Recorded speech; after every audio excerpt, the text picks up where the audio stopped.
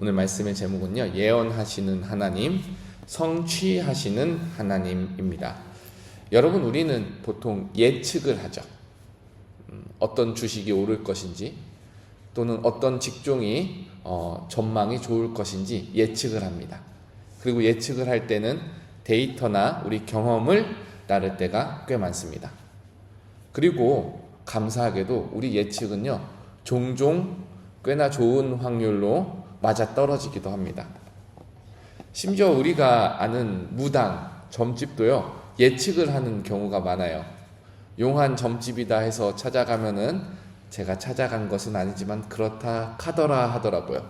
찾아가면은 이제 그 의뢰인이 하는 말들, 의뢰인이 상담하는 그런 것들을 들으면서 이 사람은 어떤 사람이겠구나 예측한 것을 더해서 이야기를 한다고 하더라고요. 그러나 여러분, 우리가 때로는 데이터를 넘어서는 모든 예측을 넘어서는 일들이 역사에 종종 일어납니다. 누구도 생각하지 못하고 누구도 계산하지 못한 설명할 수 없는 일들이 일어납니다. 그리고 그 모든 일 가운데 중심에는 하나님의 일하심이 함께 합니다. 오늘 우리가 읽은 본문 예레미야 51장은 그런 사건 중에 하나예요. 예레미야가 바벨론을 향해 멸망을 선포하는데 이 시점이 중요합니다. 시점이 중요하고 하나님께서 예레미야를 통해서 선포하신 말씀을 그냥 흘러가는 말로 둔 것이 아니라 기록으로 남겨둡니다. 이 본문을 한번 보십시오. 본문을 보면은 이제 유다 왕 시드기야 때 이제 병창감인 스라야라는 사람, 59절에 보면 스라야라는 사람이 바벨론으로 가게 돼요. 바벨론에 방문을 하게 되는데 그때 이제 예레미야가 스라야를 통해 가지고 기록한 이 모든 말씀을 예언해라라고 말하는 거죠. 우리는 이럴 때 한 가지 딱 생각이 듭니다. 하나님, 왜 이 예언의 말씀을 꼭 이렇게 기록으로 전하시고 또 왜 기록으로 우리에게 남겨주십니까? 여기에 대해서 우리가 아주 명쾌한 대답을 할 수 있습니다. 다른 말이 아니라 누구도 하나님의 말씀 앞에 핑계하지 못하게 한다. 누구도 하나님의 말씀 앞에 이 말씀이 지나가는 시간과 역사 속에서 이루어짐을 보게 하신다라는 사실이에요. 그러면서 우리는 또 예언의 시점을 생각해 봅니다. 예레미야가 예언한 것이 언제라고 했죠? 59절에 보면은 유다 왕 시드기야 때예요. 시드기야 때. 이 때는 언제냐면요, 유다가 멸망하기 9년 전이에요. 다른 말로 하면은 바벨론이 제일 정점에 있을 때라는 사실이에요. 그러니까 예레미야가 바벨론을 향해서 너희 멸망할 거야 라는 것은 한 입 가지고 두 말하는 예언과 마찬가지입니다. 왜냐하면 이때 당시 예레미야가 한참 예언했던 게 뭐냐면, 유다야, 너희는 바벨론을 통해서 멸망할 거야. 바벨론이 강하고 바벨론이 너희를 삼킬 때 유다 너는 어찌할 수 없을 거야. 그러니까 바벨론에게 도망가려고 하지 말고 바벨론에게 순응해라 이렇게 예언을 했거든요. 근데 예레미야가 이 한 입 가지고 한 예언을 가지고 바로 동시에 하는 예언이, 바벨론 너희도 그 권위가 오래가지 못할 거야. 곧 바벨론 너희도 망할 거야. 이렇게 모두가 뛰어넘는, 모두의 예측을 뛰어넘는 예언을 지금 예레미야가 하고 있는 거예요. 바벨론이 한참 정점을 찍을 때 바벨론이 망할 것을 내다보고 있는 것이죠. 이것이 바로 사람의 예측과 하나님의 예언의 차이입니다. 사람의 예측은 경험과 데이터를 계산하지만 하나님의 예언은요, 주권 가운데 되어질 일들을 하나님께서 직접 하시는 말씀이에요. 근데요, 이 말씀 가운데 오늘 굉장히 상징적인 일들이 일어납니다. 한번 먼저 우리 63절을 읽어보겠습니다. 63절입니다. 시작. 너는 이 책 읽기를 다한 후에 책에 돌을 메어 유브라데 강 속에 던지라. 지금 예레미야가 직접 바벨론으로 가는 게 아니잖아요. 스라야라는 병찬감이 바벨론으로 어쩔 수 없이 갈 때에 예레미야가 하나님의 예언의 말씀을 책에 다 적어가지고 스라야 손에 쥐어주는 거예요. 쥐어주면서 하는 말이, 야 스라야, 이 말씀을 바벨론 사람들에게 다 읽어준 다음에 이 말씀을 돌에 묶어가지고 유브라데 강에 던져라. 참 아리송한 행동이죠. 근데요, 여기에는 굉장히 상징적인 의미가 담겨 있습니다. 예언의 말씀대로 바벨론도 가라앉아서 다시는 일어나지 못할 것이다 라는 것을 몸으로 보여주는 거예요.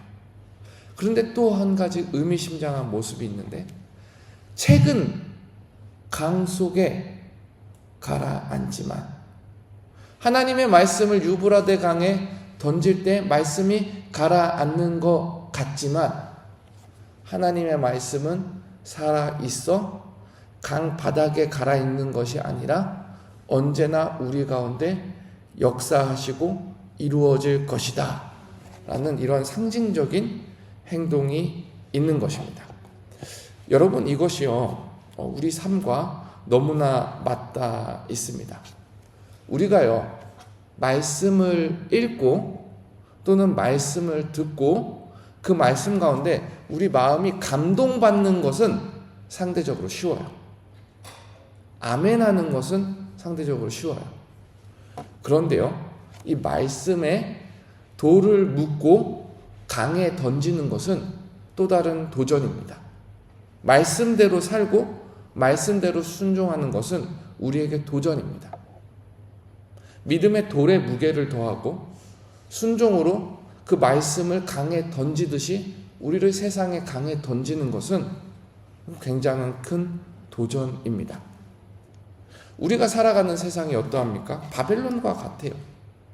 절대로 안 무너질 것 같은 세속.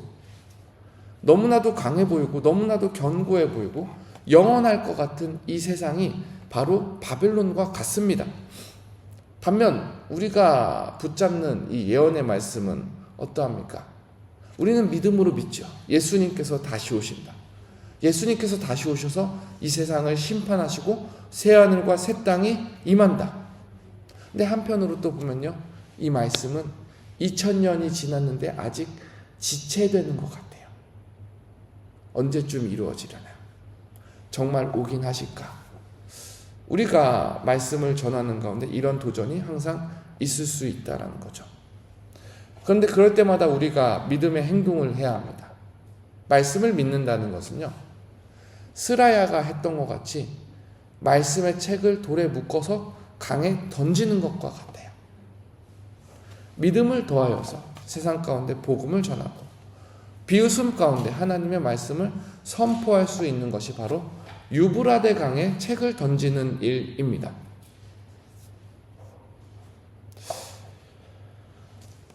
유브라데 강에 던져진 이 두루마리 책은 물속에 가라앉아서 영영 떠있지 않았을 거예요.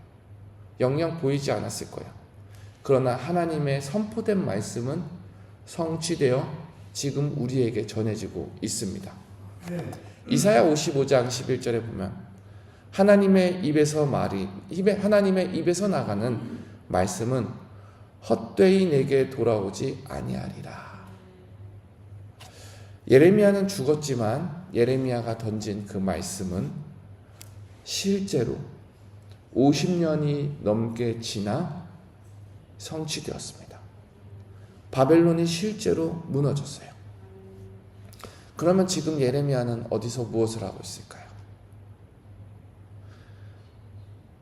주님 품에 안겨서 그 성취된 말씀을 다 보고 있지 않을까요?